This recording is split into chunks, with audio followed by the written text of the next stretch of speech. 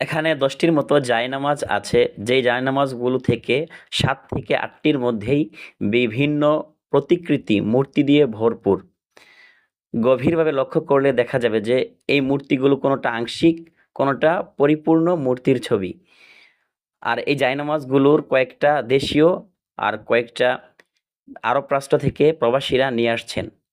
দুঃখজনক বিষয় হচ্ছে আমাদের পরিবারে এমনও জায়নামাজ আছে যেই জায়নামাজ আমরা ১০ বছর, ১৫ বছর, ২০ বছর, ৩০ বছর পর্যন্ত ব্যবহার করে থাকি।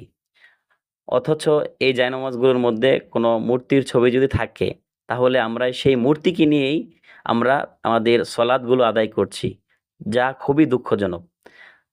এই জায়নামাজগুলোর মধ্যে বিভিন্ন কুচক্রী মহল, ইহুদি নাসারা, মুশরিকরা আমাদের ইবাদতগুলোকে নষ্ট করে দেওয়ার জন্য ঢুকিয়ে দিয়েছে, যা খুবই পরিতাপের বিষয়। অতএব আমাদেরকে জায়নামাজ কেনার ক্ষেত্রে সতর্ক হওয়া উচিত।